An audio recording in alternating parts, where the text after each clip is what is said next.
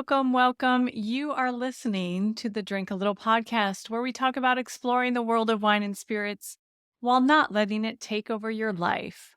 My name is Kelly Doherty. I'm a joyful child of God and a certified life coach. I'm also a wine educator and wine and spirits brand designer. I'll show you how you can navigate your relationship with alcohol and how that mindset spills over into the rest of your life.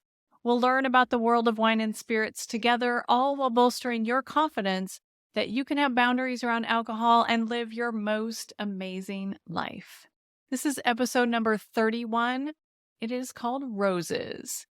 And I want to know what's blooming for y'all this week, my friends. This is our Valentine's episode, our first Valentine's episode, and we are tasting a very lightly colored rosé blend.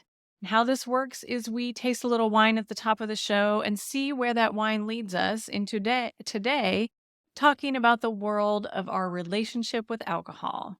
This tasting today is exploring this gorgeous rosé called Cote de Roses Grenache Syrah Cinsault blend from Languedoc, France. And that sounds like a fancy place, but what they mean by Languedoc on the label is that it's a very expansive area that these grapes could have come from, and they're just blended together in southern France, right on the Mediterranean. And if you've been thinking about going to France or you've been to France, you might be thinking south of France is just Provence and lavender fields, those kind of visuals. This Languedoc area is the neighbor of Provence, stretching towards Spain and ending at the Pyrenees. It's very rustic, very wild landscapes with a ton of grapevines and little villages. And this area was actually the first French region to be introduced to growing vines by the Romans. So it's an area that is more than just light rosés, and it's the full spectrum of wine styles. Some fizzy wines, some natural wines from Muscat. There's a lot to explore in this vast wine area. And this is actually a table wine in France. So what that means is an everyday wine. I don't expect it to be particularly complex, but that's not always what we're looking for. So sometimes we want a simple, joyful wine. And that really does kind of personify that Mediterranean coast lifestyle. And that's what I was looking for on this Valentine's week. I picked this one up because it has little stickers of roses. And so this really is Cote de Roses, not rosés, even though it is a rosé. And the glass is just stunning on this. There's actually a rose carved into the bottom of this bottle. And so it has a very cut crystal look on it that's just stunning. And I think the idea is give this as a gift, just as you would a bunch of roses. So this is my gift to you. And the top of it is actually a glass cork. And so I'm excited to give this one a taste, but I didn't pop it yet because I wanted to see what that experience was like live. So let's see if I can get this glass cork off or if it's challenging. Seems like it's going to be okay. But sometimes you've got to get your thumb in there. Okay, and so that is just super cool glass cork that I could get off. No corkscrew needed. And again, this is very soft, pale, clear pink. And I'm going to give it a little pour right here. And a little swirl. Maybe try this one with your Valentine. This is very light red currant aroma and maybe even actual roses. So that would make sense with the name. Let me give it a taste. And it's just light and crisp and fruity, maybe even a little grapefruit, and there's some sort of flower in there, maybe like geranium, some flower in that area. So it's very refreshing, light, and delicate. Had to try that one a second time for my Valentine. So I wanted to share that I did a rosé tasting this week that didn't involve this wine, but I did learn something I wanted to share with you. And it was a women's Valentine tasting.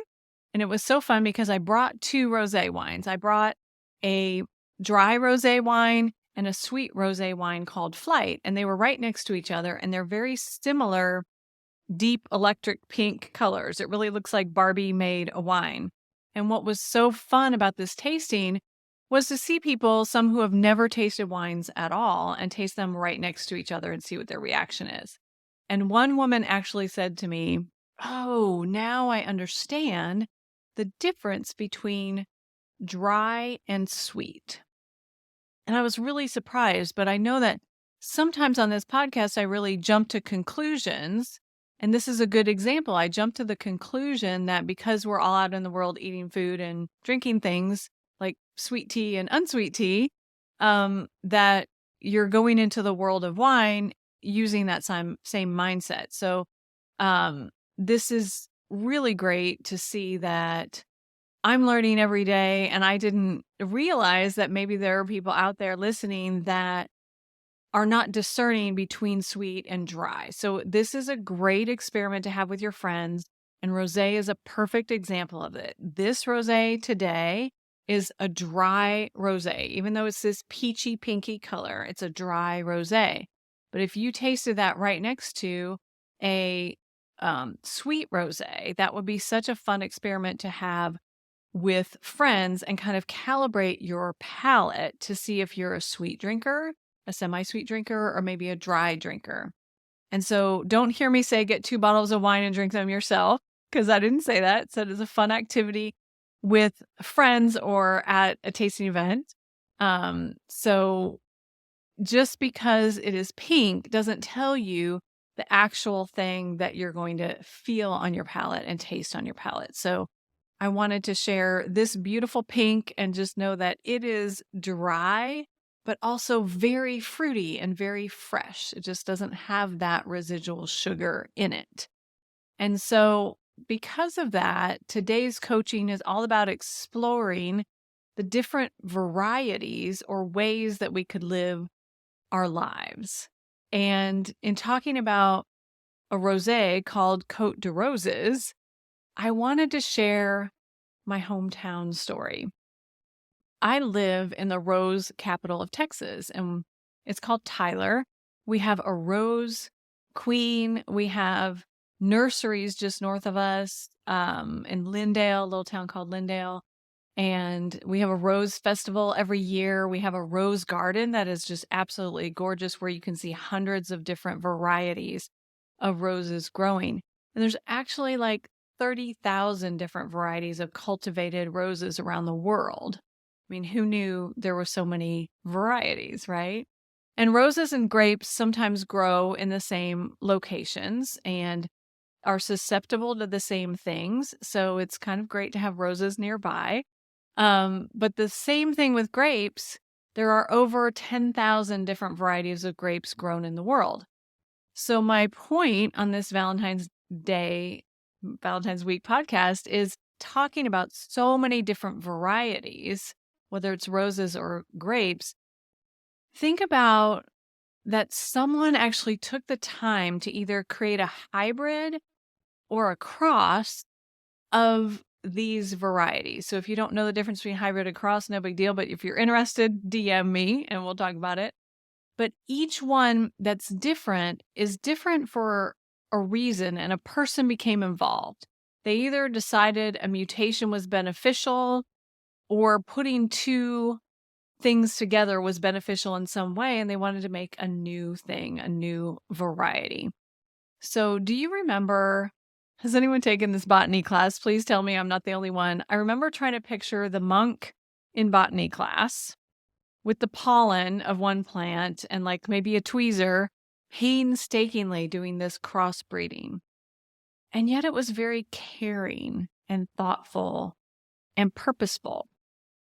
So I think of this monk, Gregor Mendel, and whenever I'm feeling stuck or there's no other way, I think of him because he was really stubborn and kept trying and was really patient in crafting his vision of new versions of things, his vision of new varieties.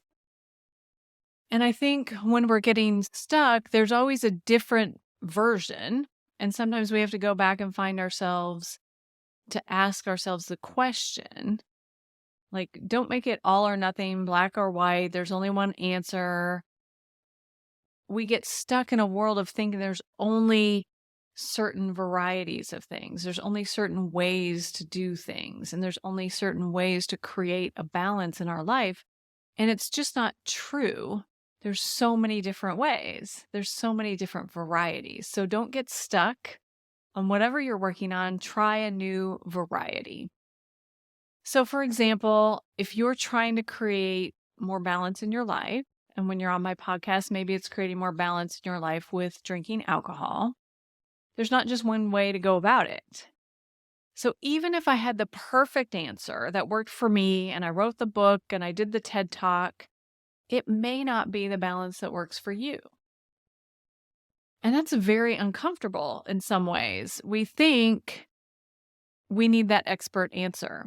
And we think, for example, like if you're on a diet, I've been on this diet and trying this way that this expert said, and it's not working. So our conclusion to that experiment is there's something wrong with me.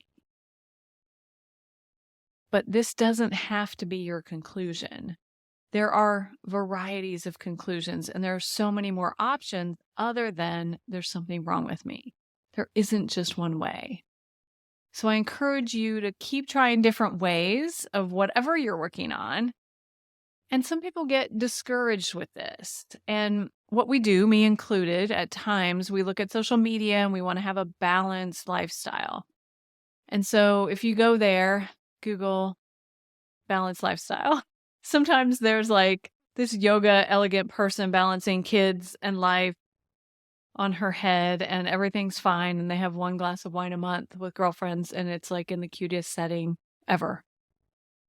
Whatever your ideal brain on Instagram looks like, this is where we have the opportunity to turn that off and tune in to ourselves and stop looking for that Instagram dream and create our own.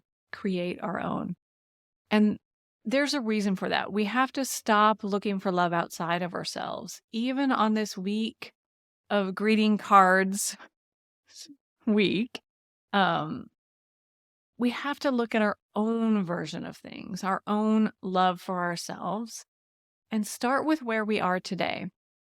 And sometimes that's the hardest thing in the world. And I don't mean to have an episode that doesn't wrap things up in a nice little bow around a dozen roses. Really, this is actually a great thing because we get to find our own brand of balance. We get to know it in our core and in our soul when we find it. And at least from me, there is no expectation that you find a specific balance. Because without some discomfort, without taking time, without the experimentation, without the Gregor Mengsel,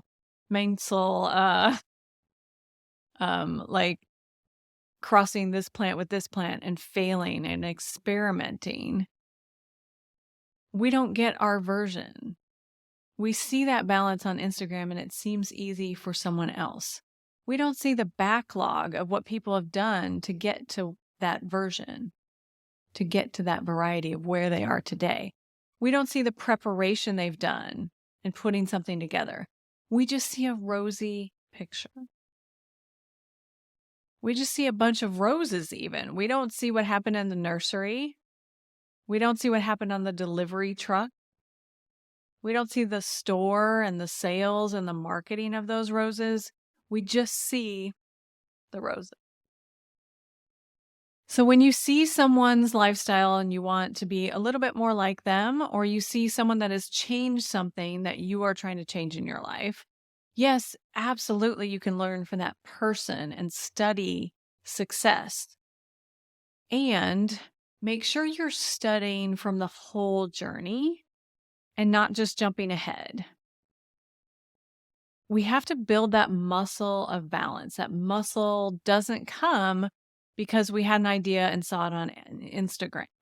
We have to find that variety of balance that works for us, and we have to do the work to build the muscle.